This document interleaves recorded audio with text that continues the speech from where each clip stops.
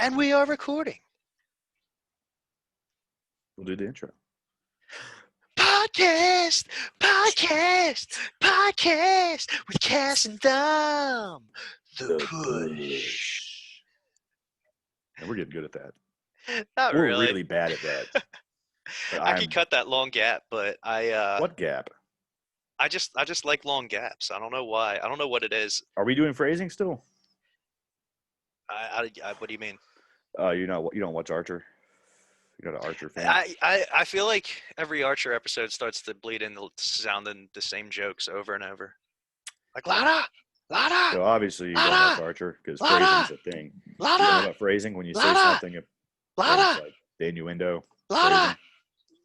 Hi. Hey, how's it going, man? So what happened to you last night So for the audience, we're recording this a day late. Yeah, sorry about that, guys. It's all right. I fell asleep during the pay-per-view too, my man. Unfortunately, it's a very common occurrence for me. I usually watch pretty much all wrestling the next morning or the next day. I fall asleep. I'm very front-loaded with my energy, so I have a lot of energy in the morning, and then by the end of the day, I'm just tanked. This is true. You messaged me at like 5 a.m. and 7 a.m. to let me know you're ready whenever. I was like, bro, I just went to bed. You got we got different schedules right now. Yeah, I know. Even in the weekend, I'm usually up early to rise and just crash pretty much wherever, whenever. But anyway. When did you fall out last night? You said I could check your Twitter, which is what? What is your Twitter? Do you know you got the Twitters down yet? It's true. It's Dom, DOM _ Malin, MALLON. I'm not sure if I was I think I was on my individual Twitter, but it could have also been on the podcast Twitter, which is bodyslam _ pod, POD. Nailed it today. Twitter. I'm just on because we're recording before Sunday. It's in the morning. Yeah, it's it's not in the morning. It's 2 PM right now for those wondering. But I have been up since sunrise, believe it or not. Oh, I know. Trust me. I was like, who the fuck is texting me at 5 a.m.? I was like, this son of a bitch. Dude, stop cursing. Your mother's going to be so disappointed. Mom got so mad a few minutes ago about it. You got to hear that. She's so sweet. I think I want to meet Mrs. Haynes more than I want to see you again. And I really want to see you again. She's going to love to hear that. Yeah. No. Well, I'm hoping I'll get back down there soon, but in the meantime, in between time, I got this to keep me warm. If you're watching us, or I'm sorry, if you're listening to us on any of our podcast platforms that we're available on, you should head over to YouTube where you can watch as well as listen to us. And right now you'll be able to see me holding on to the official Body Slam Podcast Push Championship, the inaugural. I'm holding it upside down. Yeah, you are. You deserve to hold it upside down. Like the man that I am. There it is. Right there in all its glory. I'm salty about this. Dude, you should just be happy. You should just be happy. Just be happy you don't got mail it to me first class overnight. That's like $40. I'm gonna hold it like this. As I sit here in my Bill and Ted Team Tremendous team shirt. Yeah. Sorry, Bill and Dan. What did I say? Bill and Ted? You said Bill and Ted, and it's Dan and Bill. Dan and Bill. Dan Carr. Right, no, Dan Barry and Bill Carr. You Bill get Carr. That right. I know. Well, I mean, it really wouldn't be an episode of The Push if I don't screw up every single person that I'm trying to put over and push. Yeah. Or your own self, which I've seen as you've done last time. I'm a lefty, so I'm gonna throw it on this one. I didn't know you were special needs. I'm not special needs. I'm just gonna die earlier. You're left-handed. Yeah, you are. That's not special needs, man. That's just like that's just like early death rate. Let me Google that. Anyway, yeah. So this whole belt thing, I'm a little mad about this, bro. Because we did our predictions. One, we forgot a match. Yeah, I know, right? Yeah, but who would you have picked? Would you have really picked the Lucha House Party, or because I would have honestly picked? Wait, did they win? No, but I wouldn't have picked Lucha House Party, so it would have been a wash anyway. All right, so that would have been a wash. Okay, well, whatever. As I sit here with my title. Yeah, I'm asterisked in this one. This is like I said earlier, this is like that Kurt Angle undefeated streak, and then Taz comes in and taps him out, or chokes him out, not even taps him out. And then I'm going to claim my streak is still alive. I'm not defeated yet. Because we had some changes to the card that came up between our prediction show and the actual card too, so how many matches did we had two that we had to throw out. and then we had the one we didn't count. So that's 3 matches that we didn't even get to book. Didn't get to use right here. So you can gloat all you want, man, but that title is tainted. Your reign is tainted. There's gonna be. Never mind. I was gonna make a dirty joke, but you're phrasing. I'm the clean one. For somebody that doesn't watch Archer, you sure do love phrasing. Anyway, so you won. I'm pulling up the. I did win. Well, let's go match by match, and let's just talk about how we felt about last night's show. That honestly, I thought was amazing. I honestly am glad they moved the tag title match that they did to the pre-show because obviously we were so into that match we forgot to even predict it. So that makes sense to put it somewhere like that. So I didn't miss anything or wasn't hurt about that, like you said. But did you even watch that match? I did not. I honestly, I don't know why. So what'd you think about it then? I keep doing this though because I do have something to say about it. The pre-show, I'm always used to the pre-show starting at 7 and the pay-per-view starting at 8. I'm not against the fact. It's been a while since that's been the case, dude. Man. It's been months, so I should get with the times. It's been over that. It's been like I think it's been since like last year that they. Yeah, probably. I'm an old school. I'm a creature of habit. So for whatever reason, I thought that the pre-show was going to start at 7. Missed the pre-show. So back in the old days, the pay-per-view came on at 7. Oh, like in the early 90s, they were 7 o'clocks. All right. Well, I'm not ordering pay-per-views and staying up when I'm like 6, 7 years old. So. Well, wait. What time did Heat come on back in 7 the day? came on at 8, or Heat came on at 8. 7 came on at 8, but then 8. Heat did not come on at 8. Heat came on at 8 o'clock, dude. Yes, it did. Heat came on before the pay-per-view, bro. Yeah. I think it would come on an hour early on pay-per-view nights, wouldn't it? Maybe. So there was 7 some nights then. I think so. On the pay-per-view day. Anyway, I know WCW did 6 o'clock Saturday night, and then and WCW main event on Sunday at 6:30 or at 6 o'clock, and then would run right into the pay-per-view at 7. So that's old school WCW style at least. Okay. Anyway, so yeah, pre-show. I was actually tuned into the pre-show late. I forgot that it was on. Did it start at 6 or did it start at 6:30? It started at 6, didn't it? Probably. They usually give it an hour. I think I tuned in about 6:25. So I was like, oh shit, missed something. But I will say this: Sami Zayn's promo on the pre-show that I caught was awesome. Yeah. Yeah, you should look it up. You should watch that just for Sami Zayn's promo. Well, I'm gonna watch the whole pre-show, but I did not watch it previous to this. So did you get to see the match? Yeah. It came on in the second half of the pre-show. Well, how was the match? Had anything on in the first half? It was all right. I mean, it was good. It was a good match. I just had I didn't even know. I was surprised it was on it because I didn't even know. We didn't talk about it. So I was like, wait, where did this come from? I was like, well, I guess that makes sense. It is a title match, so I guess it should be on there. But, right. Yeah, no, it was all right. I mean, it's just Cesaro and Shinsuke have bad matches. Not usually. So right. It is good. Or Cesaro. Yeah, or Cesaro, frankly. Or Cesaro. Where is he? No. You said Shinsuke doesn't have bad matches. I said neither does Cesaro. Oh yeah, I said Cesaro first. I said Cesaro and Shinsuke don't have bad matches. Oh, whoopsie daisy. I'll fix it in post. Speaking of oopsie daisy, did you see where Juice Robinson shit himself during the G1 the other day? No, I missed all of the G1. Tell me about it. Kenta kicked the shit out of him literally, and he cut an interview about it or a promo about it afterwards in the back where he talked about like literally shitting his pants because Kenta kicked him so hard. Dude, I love Juice. He said poopsie daisy. Oh, okay. I think I saw a lot of people saw me tweet poopsie daisy probably. Yeah, so that's what that's from? Yeah, because he shit himself. Okay, I got you. Yeah. Interesting. He joined some good company there. Yeah, I want to watch a G1. Where are you watching that at? Is that just the New Japan World? Yeah. Okay. Yeah, I gotta get onto that. I think it's like $10 a month. Yeah, it's not that much. I got it like last month on accident because I had $10 in my account and I couldn't fucking do anything with it. So I was like, I'll just do this, and then I forgot about it. So I got to renew it. Right. But yeah, so what else we got? So the opener on the what was the opener on the pay-per-view? The pre-show. Triple threat. The triple threat ladder match was how they opened the show, and oh my goodness gracious. That match was insane, dude.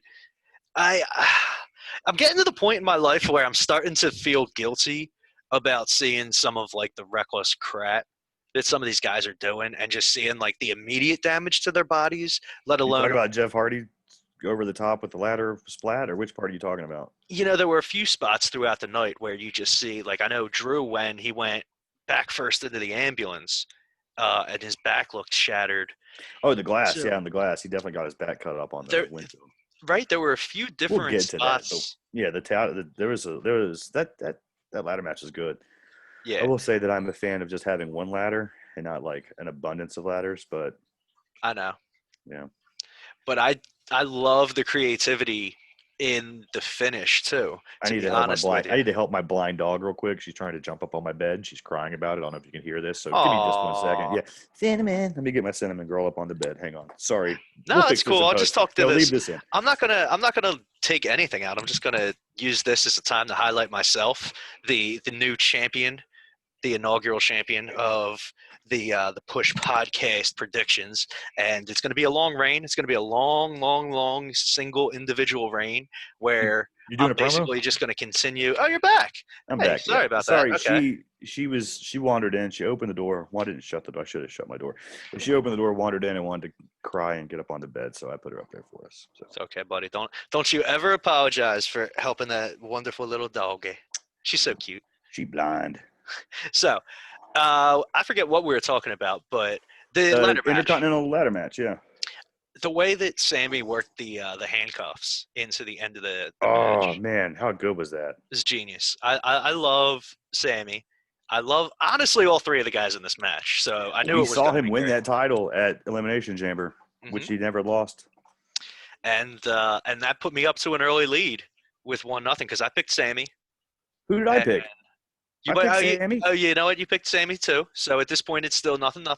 So there was technically, I believe, during the pre-show, was a title change for the 24/7 title, which I don't know if we should add this in the predictions because it's so unpredictable. Dude, you never know who's going to win it. We can't decide unless they announce the match. We can't really go 24/7 title because Panhandler, whatever, what the hell R-Truth was doing, Gold Rusher, Panhandling. Yeah, with his. Is that what he was? I see. Oh, he was like a gold miner. Yeah, gold he was mining? like gold. Yeah, gold miner. Okay. See, I originally missed the initial title change because the initial title change happened on the pre-show, and that was Gulak pinning Truth, and then the change back to R-Truth later in the night happened on the main show. So I caught that.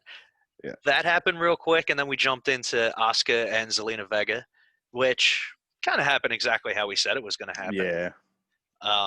I love the match.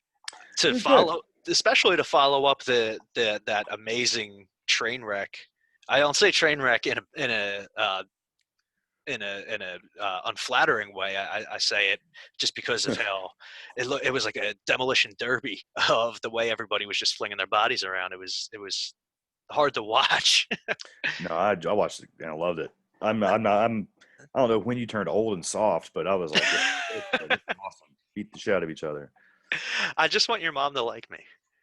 She already likes you more than me. I think it's fine. but yeah, so Asuka won that. So Zelina looked all right though for somebody that doesn't get to wrestle very often. I was worried she'd be a little rusty, but she did all right, man. I mean, when was she had one match since the Royal Rumble? I think if even that. She's going to be a champion at some point too, right? If they allow her to keep wrestling and not put her in just a strictly manager role, but she's really, really good at a manager role, which is something WWE didn't really give a shit about anyway. So I was surprised they let it ride as long as they did, honestly.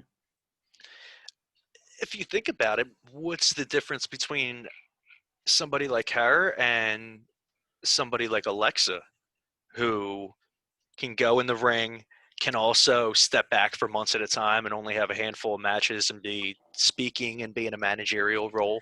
Well, the difference there was Alexa was hurt. I know, but even still, if you didn't know any better, it was such a fluid transition from one to the other, where if Zelina can go, which we've all seen that she can, why not do the same thing? Why does she need to be hurt to be able to go through that same kind of process? You know? Yeah. Jaffiel? No. Yeah, I'm with you. I like Thea. I'm gonna go real name, Thea Trinidad, because that's what I remember her wrestling as. Do you remember when she was in TNA as Rosita, part of LAX? Yeah. She was focused. She was featured then. So, but yeah, no, I mean, I liked it, man. I thought she did good. I hope she gets some more time. I hope she gets to wrestle more on TV. I think she did good. She's a good character. She sells well. Everything she does is good. So, and then we got to my boy, everybody's boy, the American Dream, Bobby Lashley, in the United States title match against Apollo Crews. And I feel like to speak about this match would be to sound redundant because it was just more of what I love.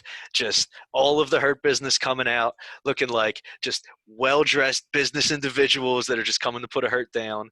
Bobby looking strong. MVP just talking such good smack from ringside. And then the finish. yeah. I don't know. What'd you think? I'm having a hard time even remembering what happened in this match. It was Apollo, man. Apollo, yeah. I mean, I just Hurt Business. We're both Hurt Business fans, so I just remember being happy with it. We both picked Pop Bobby, didn't we? Oh yeah. Yeah, so we're still pushing right now. Hey. And now here's where it all comes crashing down for you. Oh no! Is where the wheels fall off? Is this where the wheels fall off? I mean, it was a close matchup, to be honest with you. It really just came down to this and how you got to watch Raw better, man. It came down to your Raw tag title match and your Raw. Well, first of all, heavyweight that match, the tag title match. We never know what the finish was supposed to be. Garza got hurt, bro. Who knows? Garza I could have taken that one. All I know is Andrade didn't know the finish was happening.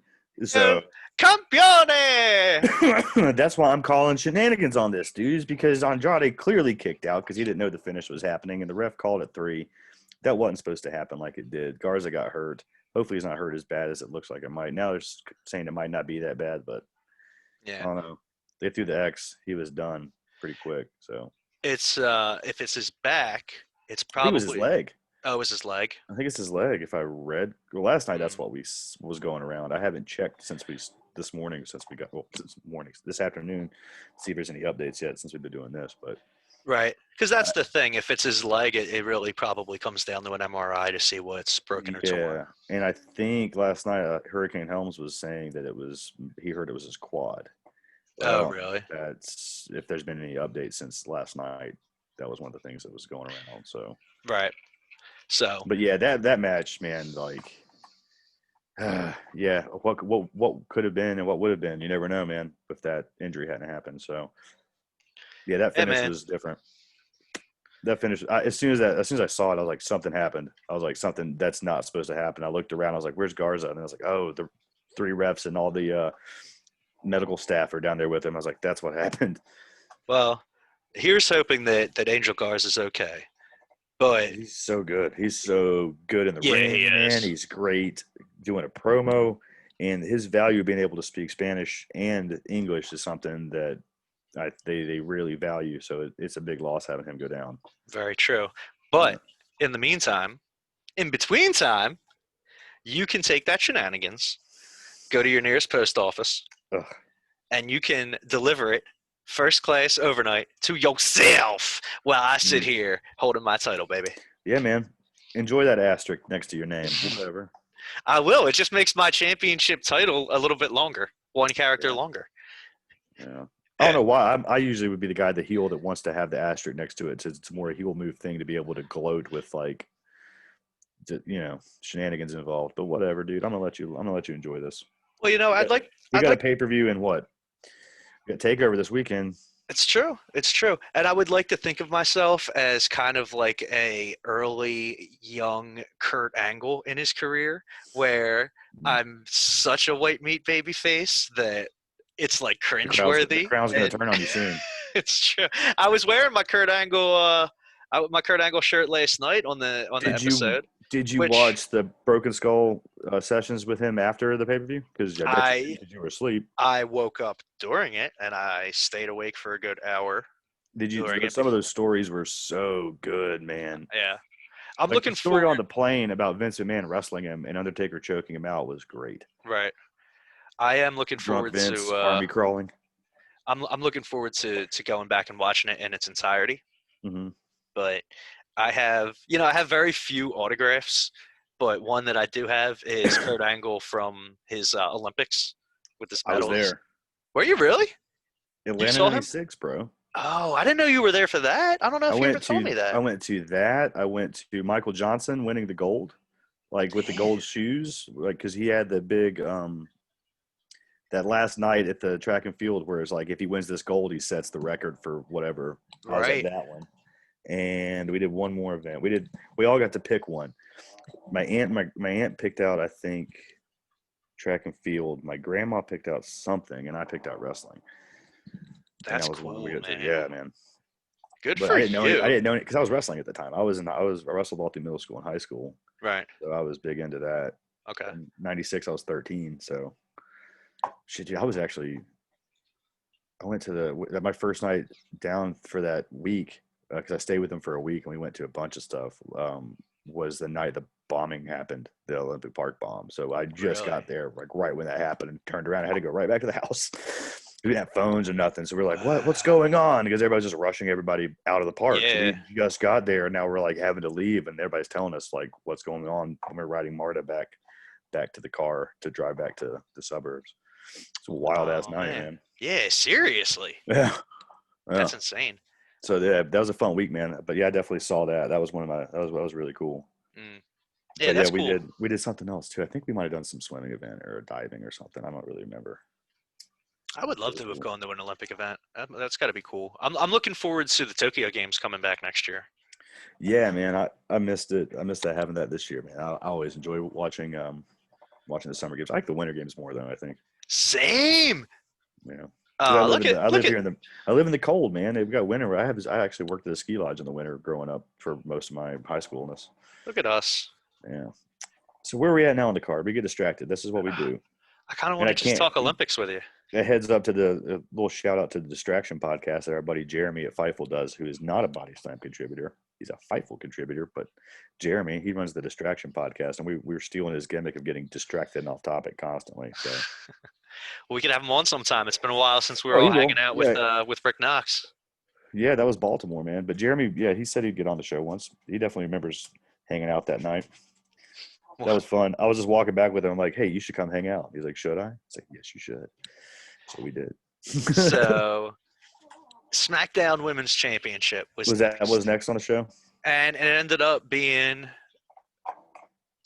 Bayley coming out, talking a whole lot of smack about how talking a whole lot of smack about how Nikki Cross can't show up, so she does a real quick open challenge. Nobody. They said she was medically not cleared, but did they just say what it was? Is it COVID?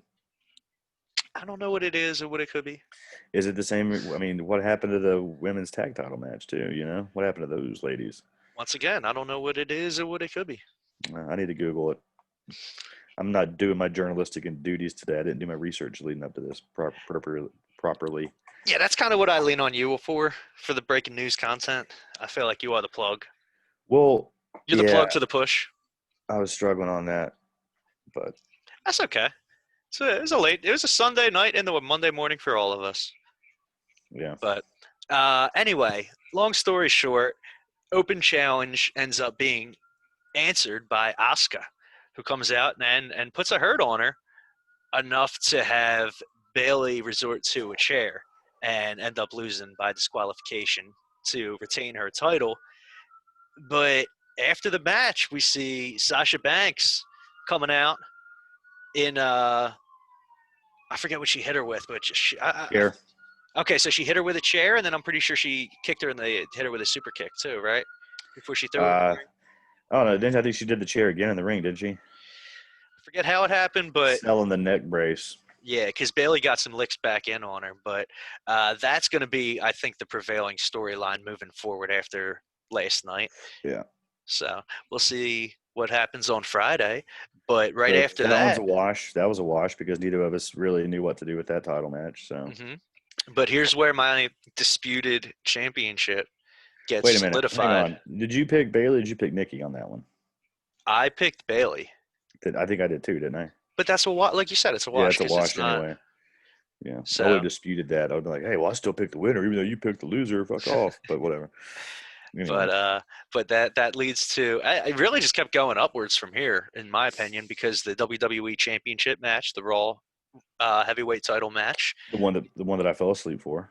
between Drew McIntyre and Randy Orton in the ambulance match. So you fell asleep for this. Did you hear what happened? I woke up when they were not in the ring and they were towards the ambulance fighting, and I saw like McIntyre kick the door off, and then I was like, great. And then I saw Orton put him through the windshield, and I was like, that looked cool.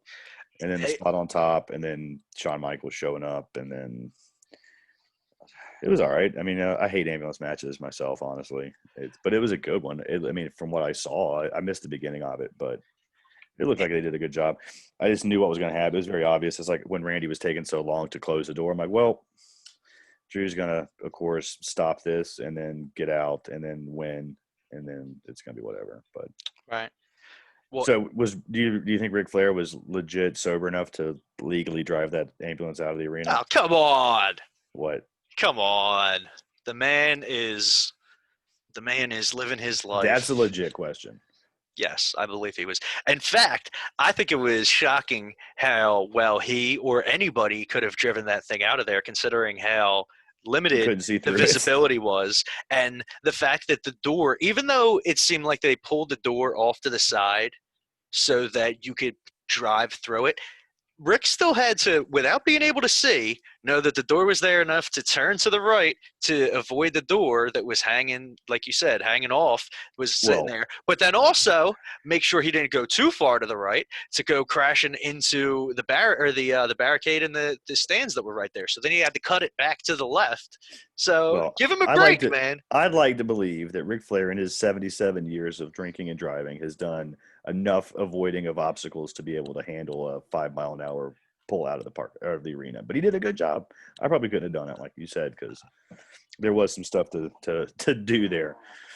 Well, I would like to think that 77-year-old Ric Flair would advocate that there should be no drinking and driving to begin with. And I know firsthand, as you're lawyerish, that you don't or will never or have never driven. I have, but I have never been ticketed for it, and I don't do it often, and very much don't do it anymore. I'm a good upstanding citizen. Help me help you. We already talked about my felony. Help me. Previous episodes we've talked about my felony, so really, why hide it? Sitting there in your NWO shirt. Life.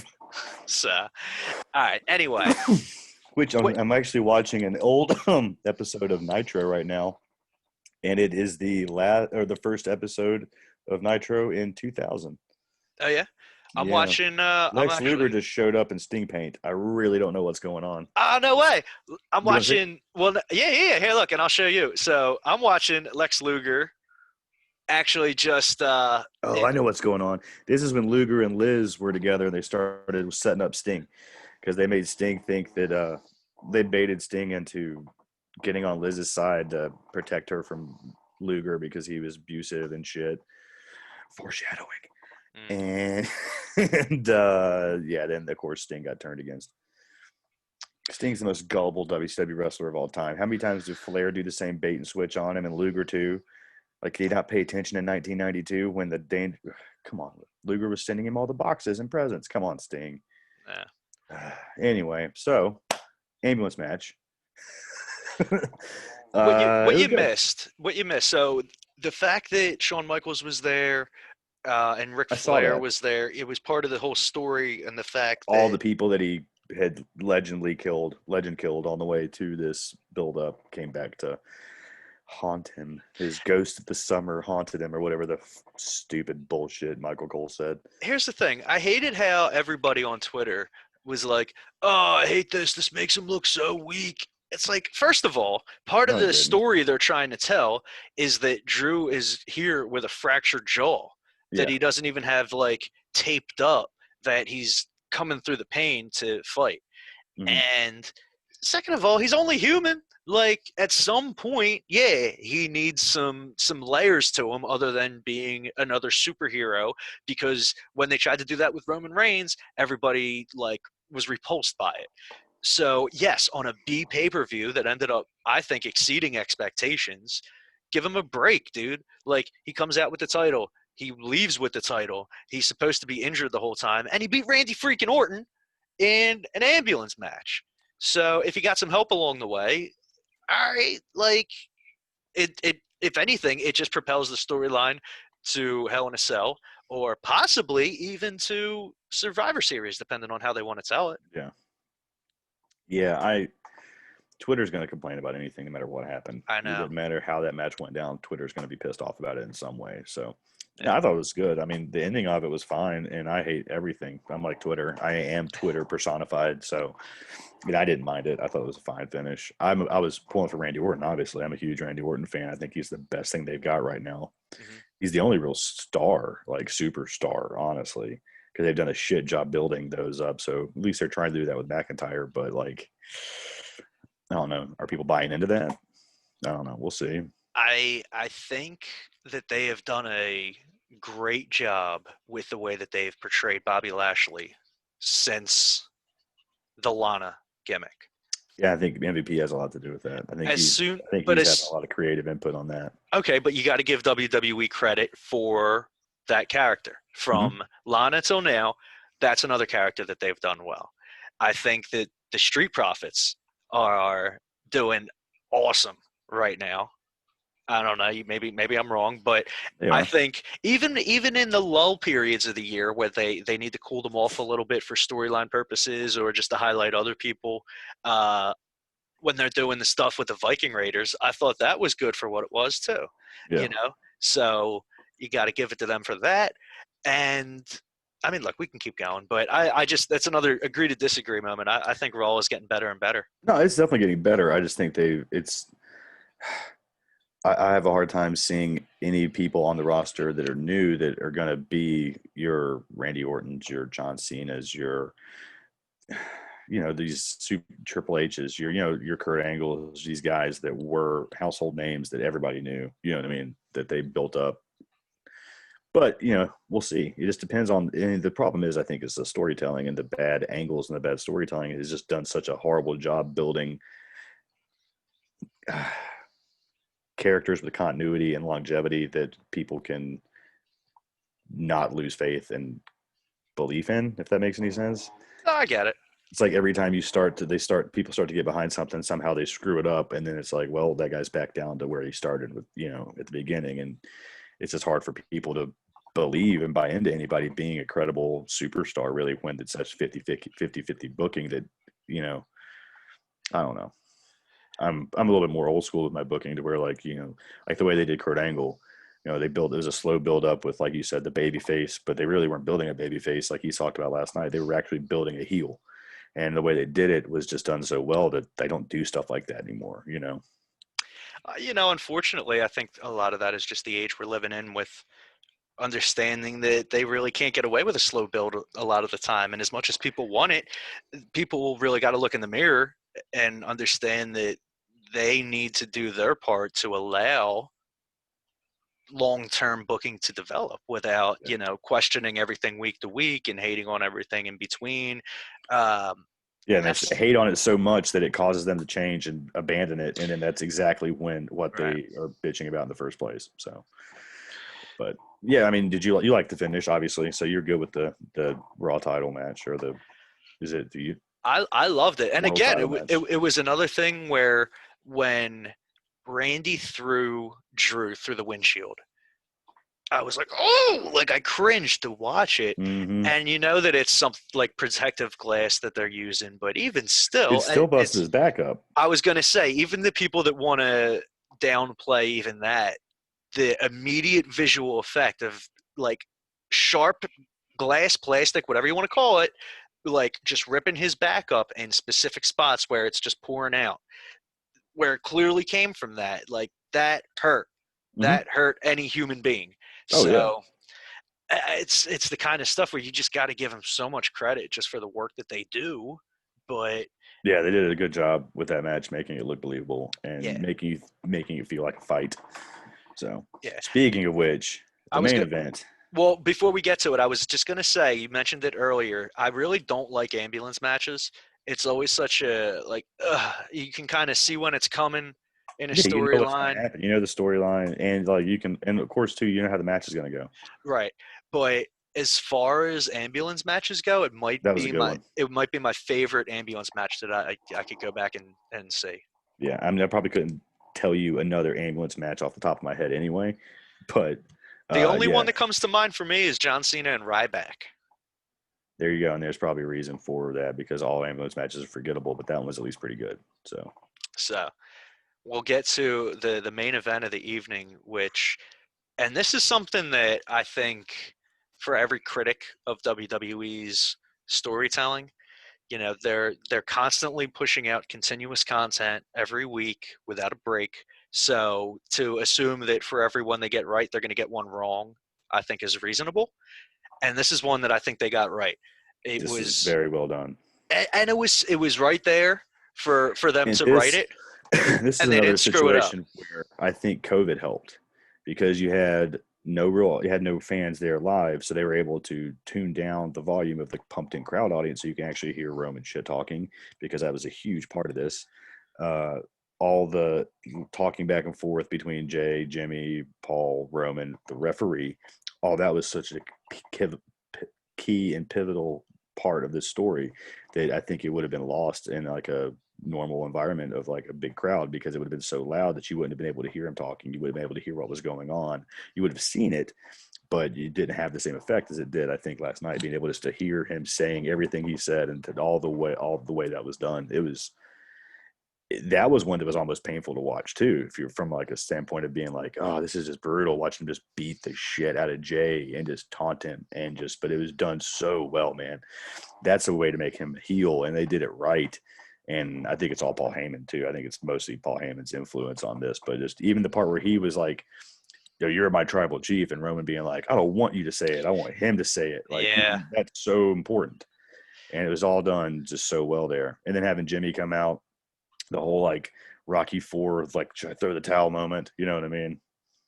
Honestly, myself, what I was hoping for was for Jimmy to come in, betray Jay, and side with Roman.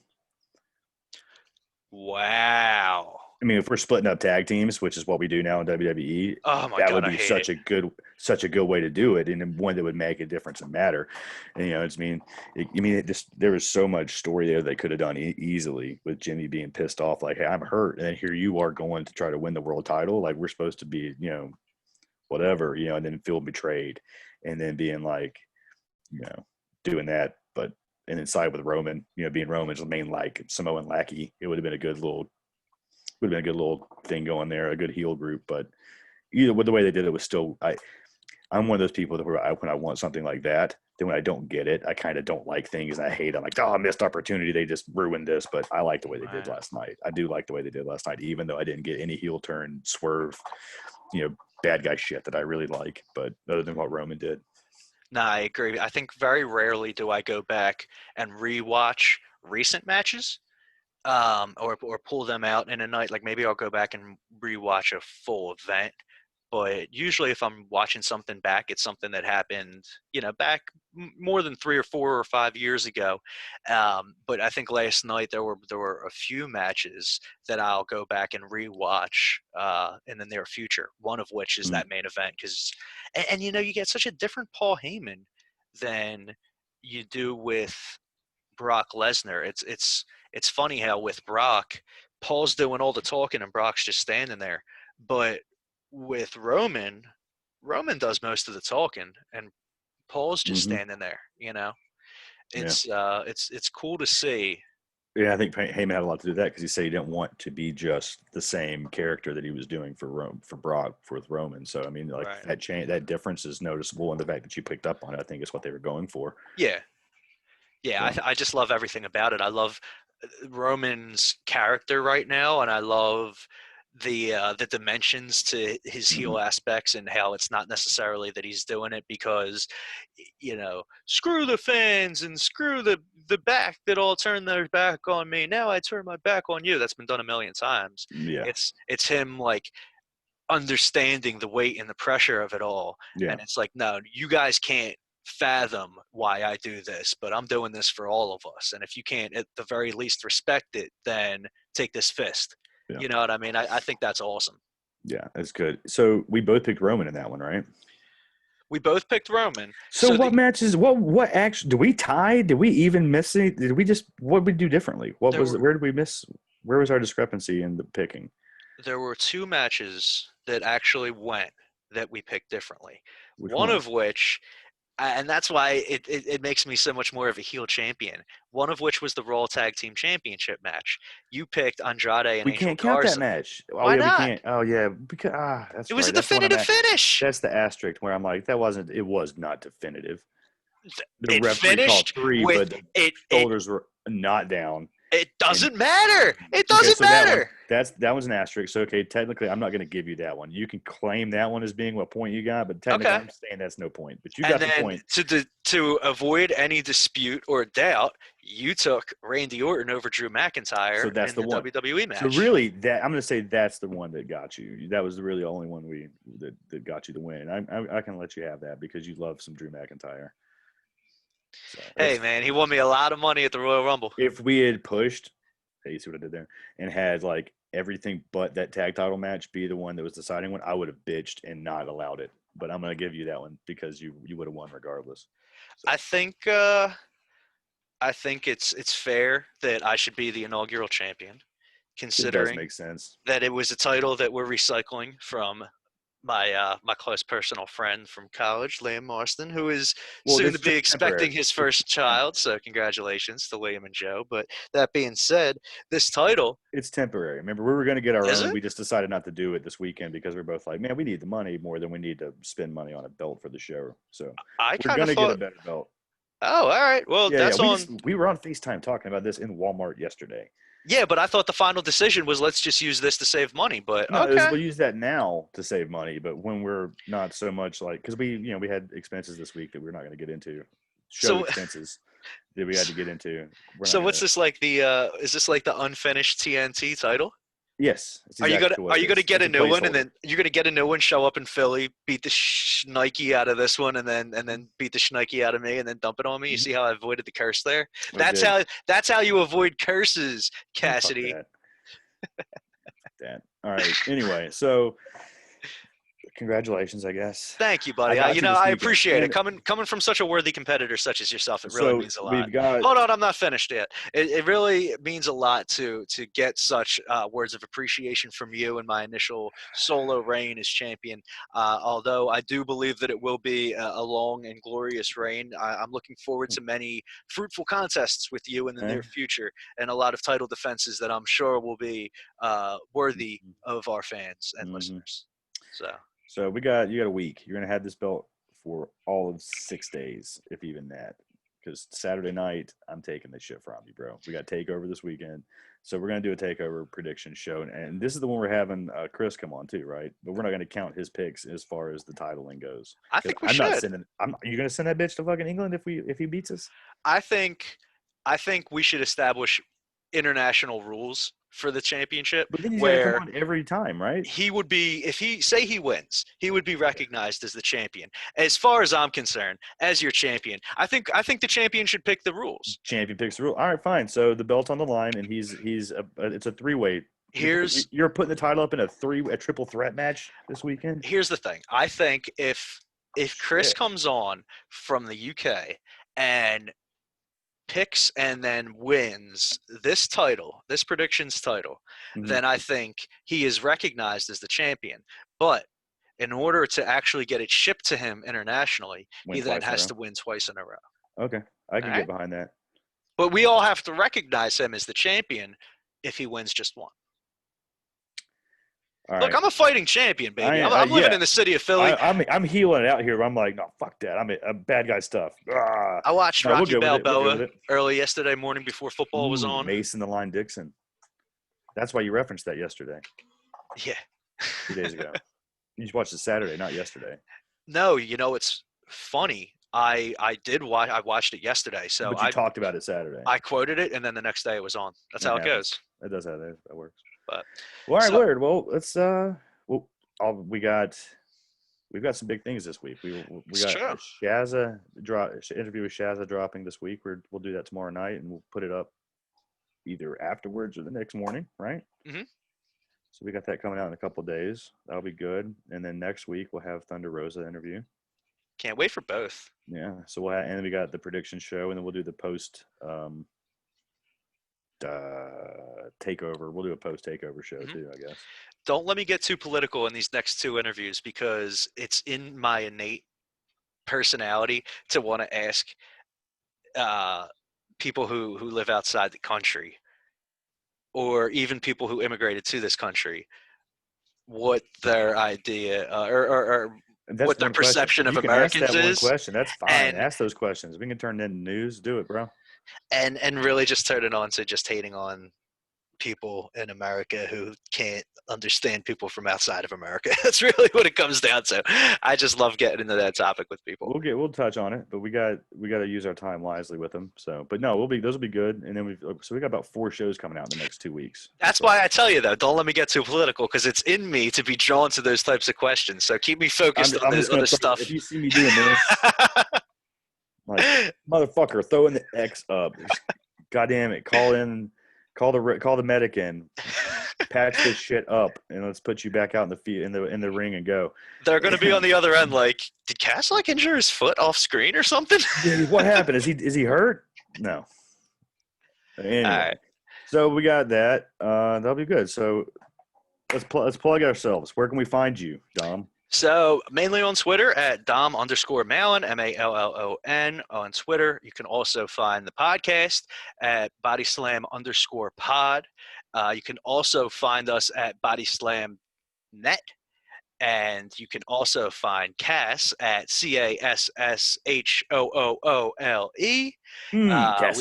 We're also on Facebook at BodySlam Pod. Yep. And pretty much every major podcast provider. And guys, if there's a podcast provider that you want to listen to us to and you don't see us on, then please, whatever you're hearing us on the comments, let us know or tweet us out and say, hey, get your butts on this platform and we'll make sure that we make it happen. Yeah, man, we're trying to reach as many people and hit them as easily as they can without them having to go through some hoops to find us. So yeah.